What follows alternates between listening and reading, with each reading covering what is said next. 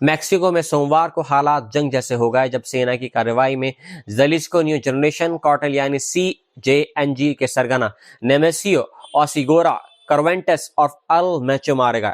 उनके मारे जाने की खबर फैलते ही देश के कई शहरों में हिंसा भड़क उठी। सड़कों पर आगजनी, गाड़ियों और इमारतों को जलाना, धुएं के बड़े बादल और गोलियों की आवाजें आम हो गई हैं। सबसे ज्यादा असर प्रशांत तट के मशहूर पर्यटन शहर प्यूर्टो वालर्टा में देखा गया, जहां चलती हुई कार, इमारतों से काला धुआं उठता रहा। सोशल मीडिया पर ऐसे वीडियोस वायरल हुए हैं जिनमें विदेशी पर्यटक बीच चेयर पर बैठे कॉकटेल पीते नजर आ रहे थे और उनके आसपास के इलाकों में हिंसा हो रही थी।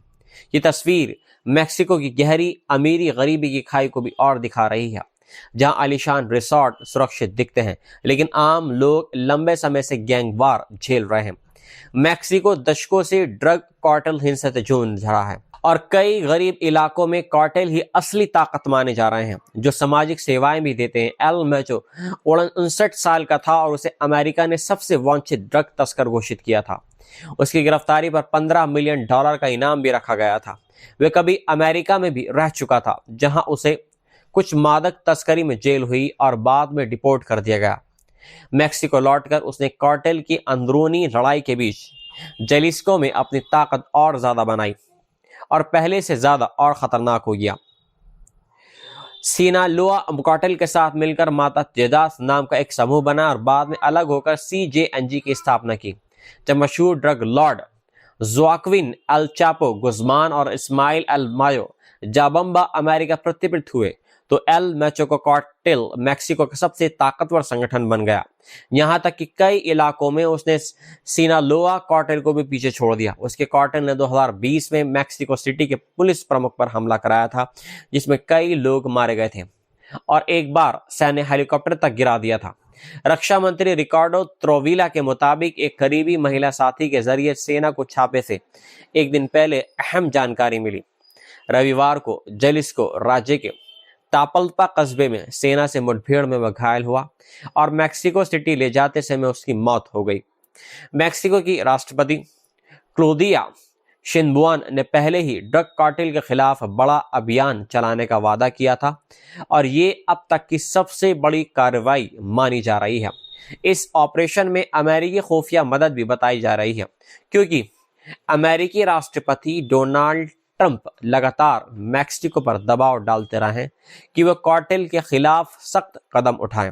हालांकि एल मैचो के मारे जाने के बावजूद ट्रंप ने सोशल मीडिया पर लिखा है कि मैक्सिको को कार्टेल और ड्रग्स के खिलाफ और सख्ती करनी चाहिए।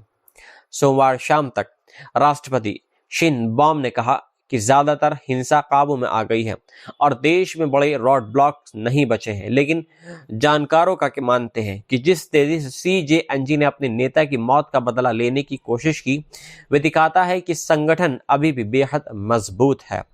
कुल मिलाकर एल मैचो की मौत मैक्सिको के लिए एक बड़ी सफलता मानी जा रही है, लेकिन इससे यह भी साफ है कि कार्टेल नेटवर्क इतना गहरा है कि एक बड़े सरगना के खत्म होने से भी हिंसा तुरंत खत्म नहीं होती और आने वाले दिनों में यह देखना अहम होगा कि क्या सरकार इस मौके का फायदा उठाकर कार्टेल की जड़ों को कमजोर कर पाती है या नहीं। इजराइल ने कब्जे वाले पूर्वी यरूशलेम में काम करने वाले 5 फिलिस्तीनी मीडिया संस्थानों पर पाबंदी लगा दी है और उन्हें आतंकी संगठन घोषित कर दिया है। ये ऐलान इजराइल के रक्षा मंत्री इजराइल काइट्स ने किया। जिन मीडिया प्लेटफॉर्म पर रोक लगाई गई है उनमें कुदस प्लस, मिराज, अल मैदान, अल कुदस, अल आसिमा और आसिमा एजेंसी ये शामिल हैं। इजरायली आर्मी रेडियो के मुताबिक यह फैसला तब लिया गया जब आंतरिक सुरक्षा एजेंसी शिन बैंड ने दावा किया कि हमास रमज़ान के महीने में यरूशलेम में तनाव भड़काने के लिए इन वेबसाइट्स को मोर्चे के तौर पर इस्तेमाल कर रहा है। हालांकि इजरायली अधिकारियों ने इन आरोपों के समर्थन में कोई ठोस सबूत सार्वजनिक नहीं किए हैं। कई जानकारों का यह भी मानना है कि ये कदम अल अक्सा मस्जिद में हो रही घटनाओं और कथित उल्लंघनों की रिपोर्ट को दबाने की कोशिश का एक हिस्सा है। अल अक्सा मस्जिद इस्लाम के सबसे पवित्र स्थलों में से एक है और फिलिस्तीनियों के लिए ये उनकी पहचान और आज़ादी की लड़ाई का एक प्रतीक है। यरूशलेम मामलों के जानकार अब्दुल्ला मरूफ ने कहा कि इसका मतलब यह है कि आने वाले दिनों में यरूशलेम अल अक्सा में कोई बड़ा कदम उठाया जा सकता है, इसलिए पहले से ही स्थानीय मीडिया की आवाज़ को खामोश किया जा रहा है। आसिमा एजेंसी ने कहा कि उसने अपने पत्रकारों और संवाददाताओं की सुरक्षा के लिए अस्थायी तौर पर अपनी गतिविधियां रोक दी हैं, लेकिन वे अपने रुख से पीछे नहीं हटे हैं और यरूशलेम और अक्सा उसके लिए हमेशा केंद्र में रहेंगे। इजरायली कानून के तहत जब किसी मीडिया प्लेटफॉर्म को आतंकी घोषित किया जाता है तो सरकार उसे बंद कर सकती है, इसका कंटेंट हटाया जा सकता है और उसकी डिजिटल गतिविधियां रोक दी जाती हैं। इसी फैसले से कुछ दिन पहले ही फिलिस्तीनी पत्रकार निसरीन सालेम अल अब्द को यरूशलेम में रिपोर्टिंग करते समय गिरफ्तार किया गया था। बाद में उन्हें रिहा कर दिया गया, लेकिन शर्त रखी गई कि वे 10 दिन घर में नज़रबंद रहेंगी, मोबाइल फ़ोन और सोशल मीडिया इस्तेमाल नहीं करेंगी और 180 दिन तक अल अक्सा मस्जिद में प्रवेश नहीं करेंगी। फिलिस्तीनी मीडिया फोरम ने इस फैसले की कड़ी निंदा करते हुए कहा है कि वे स्वतंत्र फिलिस्तीनी आवाज़ को दबाने और सच्चाई को दुनिया तक पहुंचने से रोकने की कोशिश है, और उनका कहना है कि ये प्रेस की आज़ादी और अभिव्यक्ति की स्वतंत्रता का खुला उल्लंघन है। पिछले हफ्ते रमदान की पहले जुमे की नमाज के दौरान भी इजरायली अधिकारियों ने हज़ारों फिलिस्तीनियों को अल अक्सा मस्जिद में दाखिल होने से रोक दिया था, जबकि उनके पास पहले से ही परमिट थे। 1967 में पूर्वी यरूशलेम पर कब्जे के बाद से इजराइल पर आरोप है कि उसने धीरे धीरे अल अक्सा के धार्मिक दर्जे को कमज़ोर किया है, जहां पहले इसे पूरी तरह इस्लामी स्थल के रूप में अंतर्राष्ट्रीय व्यवस्था के तहत माना जाता था। हाल के वर्षों में इजरायली सेटलर्स के छापे, इजरायली बलों की मौजूदगी और इस्लामिक वफ़ के अधिकारियों को प्रशासन से रोकने जैसी घटनाएं और ज़्यादा बढ़ी हैं।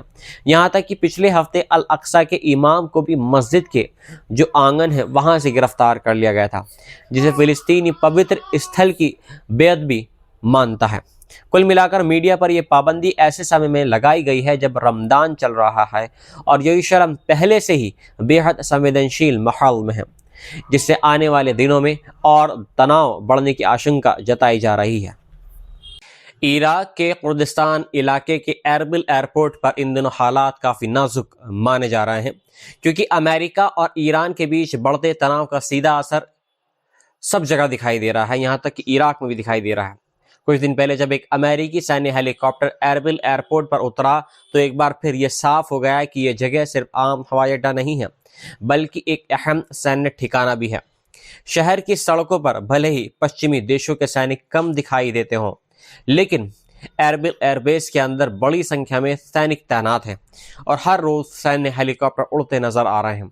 ऐसे में अगर अमेरिका और ईरान के बीच टकराव बढ़ता है तो एरबिल एयरपोर्ट ईरान के निशाने पर आ सकता है। दरअसल 2018 से कुर्दिस्तान क्षेत्र खासकर एरबिल को ईरान और उसके समर्थक मिलिशिया समूहों की तरफ से ड्रोन, रॉकेट और बैलिस्टिक मिसाइल हमलों का सामना करना पड़ा है। पिछले साल जुलाई में तेल के कुओं पर हमलों के बीच एयरपोर्ट के ऊपर एक आत्मघाती ड्रोन को मार गिराया गया और 21 जनवरी को एक ड्रोन ने ईरान कुर्द विपक्षी पार्टी को भी निशाना बनाया, जिसमें कुर्द लड़ाके की मौत हो गई थी। स्थानीय जानकारों का कहना है कि कुर्दिस्तान क्षेत्र के पश्चिमी देशों खासकर अमेरिका से अच्छे रिश्ते हैं और यही वजह है कि अगर ईरान और अमेरिका या ईरान और इजराइल के बीच सीधी जंग छिड़ती है तो उसका असर कुर्दिस्तान पर भी पड़ सकता है।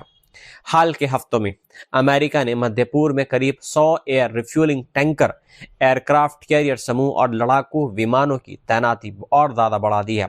वहीं अमेरिकी राष्ट्रपति डोनाल्ड ट्रंप ने यह साफ कर दिया है कि अगर वॉशिंगटन और तेहरान के बीच फिर से शुरू होने वाली परमाणु बातचीत नाकाम होती है तो सैन्य कार्रवाई से इनकार नहीं किया जा सकता। इसी बीच खबरें और भी सामने आई हैं कि इराक में अमेरिकी नेतृत्व वाले गठबंधन के कई देशों ने एहतियात के तौर पर एरबिल एयरबेस से अपने सैनिक हटा लिए हैं या उन्हें दूसरी जगह भेज दिया गया है, क्योंकि उन्हें डर है कि अगर अमेरिका ईरान पर हमला करता है तो ईरान जवाबी हमला कर इन ठिकानों को और नष्ट कर सकता है। सूत्रों के मुताबिक एरबिल में तैनात गठबंधन बलों में से लगभग आधे सैनिकों को दूसरी जगह भेजा जा चुका है। अमेरिकी और हंगरी के सैनिक अभी भी बड़े पैमाने पर वहां पर मौजूद हैं, लेकिन नॉर्वे, स्वीडन, इटली और फ्रांस के कई सैनिक जा चुके हैं। नॉर्वे और जर्मनी ने सार्वजनिक तौर पर माना है कि उन्होंने क्षेत्र में बढ़ते तनाव को देखते हुए अपने सैनिकों को दूसरी जगह तैनात कर दिया है। उनका कहना है कि उनके जवानों की सुरक्षा सबसे बड़ी प्रायोरिटी है। एक पूर्व अमेरिकी रक्षा अधिकारी ने कहा है कि जैसे ही एरबिल से सैनिकों की आवाजाही बढ़ती दिख रही है और बैरूत से गैर जरूरी कर्मचारियों को हटाया जा रहा है, इससे यह संकेत मिलता है कि अमेरिकी हमले की संभावना और ज्यादा हो गई है और बहुत कुछ जेनेवा में होने वाली परमाणु बैठक पर निर्भर करेगा। ईरान ने भी संयुक्त राष्ट्र महासचिव को पत्र लिखकर चेतावनी दी है कि अगर उस पर हमला हुआ तो क्षेत्र में मौजूद सभी अमेरिकी ठिकाने और संपत्तियां वैध निशाना मानी जाएंगी। गौर करने वाली बात यह है कि 2024 के समझौते के तहत अमेरिका और उसके सहयोगी बगदाद और अल असद एयरबेस से हटकर एरबिल में आ गए थे और योजना है कि 2025 के अंत तक संघीय इराक से और 2026 तक कुर्दिस्तान से पूरी तरह वापसी कर ली जाए। ऐसे में अब इराक में बचा सबसे अहम अमेरिकी ठिकाना एरबिल ही है। यही कारण है कि यह और बड़ा निशाना बन सकता है। जानकारों का यह भी मानना है कि अगर ईरान एरबिल पर हमला करता है तो वह सिर्फ सैन्य जवाब नहीं होगा, बल्कि यह अमेरिका के स्थानीय साझेदारों को भी एक संदेश होगा कि अमेरिका के साथ खड़े होने की क्या कीमत हो सकती है। दूसरी तरफ अमेरिकी मीडिया रिपोर्टों में दावा किया गया है कि डोनाल्ड ट्रंप आने वाले दिनों में ईरान पर सीमित हमला करने की ओर झुक सकते हैं ताकि तेहरान पर दबाव बनाया जा सके। कुल मिलाकर हालात ऐसे मोड़ पर खड़े हैं जहां एक छोटी सी चिंगारी भी बड़े टकराव में बदल सकती है। एरबिल एयरपोर्ट अब सिर्फ एक हवाई अड्डा नहीं है, बल्कि अमेरिका और ईरान के बीच चल रहे तनाव की सीधी लाइन पर खड़ा है, एक अहम केंद्र बन चुका है। और अगर बातचीत नाकाम रहती है तो ये जगह आने वाले दिनों में बड़े टकराव का केंद्र बन सकती है। इजराइल के प्रधानमंत्री बेंजामिन नेतन्याहू ने एक नए हेक्सागन ऑफ अलायंसेस यानी 6 देशों के मजबूत गठबंधन का ऐलान किया है, जिसमें भारत को एक अहम जगह दी गई है। उनका कहना है कि ये उन देशों का समूह होगा जो कट्टरपंथी धड़ों के खिलाफ एक साथ खड़े होंगे और स्थिरता और तरक्की के लिए मिलकर काम करेंगे। ये बयान भारत के प्रधानमंत्री नरेंद्र मोदी के इजराइल दौरे से ठीक पहले आया है, जहां मोदी इजरायली संसद में भाषण दे सकते हैं, यद वशीम स्मारक पर भी वो जा सकते हैं और भारतीय यहूदी समुदाय से मुलाकात कर सकते हैं। नेतन्याहू ने कहा है कि इजराइल, भारत, ग्रीस और साइप्रस के साथ कुछ अरब अफ्रीकी और एशियाई देश मिलकर ऐसा ग्रुप बनाएंगे जो रेडिकल शिया और उभरते रेडिकल सुन्नी एक्सिस का मुकाबला करेगा।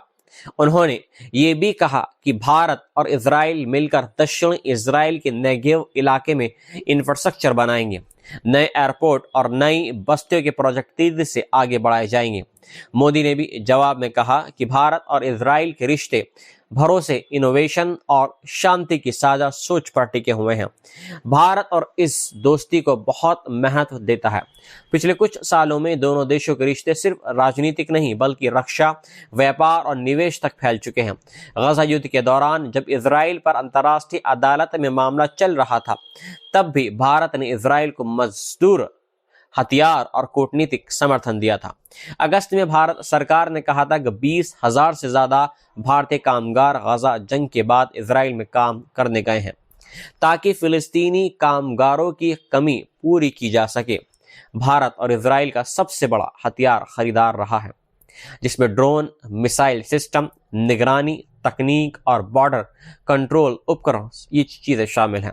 2015 से 2019 के बीच इजरायली हथियारों की भारत की खरीद में 175% की बढ़ोतरी हुई है। रक्षा सहयोग को और मजबूत करने के लिए दोनों देशों के रक्षा अधिकारियों की कई बैठकें इसमें हुई हैं और निवेश समझौते भी साइन किए गए हैं। इजराइल के वित्त मंत्री बेजलाल स्मोट्रिच ने निवेश समझौते को दोनों देशों के कारोबारियों के लिए नए दरवाजे खोलने वाला बताया है। इस बीच भारत ने इजराइल के करीबी सहयोगी संयुक्त अरब अमीरात के साथ भी बड़े समझौते किए हैं, जिसमें $3 अरब का LNG सौदा और परमाणु सहयोग शामिल है। वहीं दूसरी तरफ इजराइल अमेरिका पर दबाव बना रहा है कि वे ईरान के खिलाफ सख्त कदम उठाएं और अमेरिका ने भी क्षेत्र में अपने सैन्य संसाधन और ज्यादा बढ़ा दिए हैं।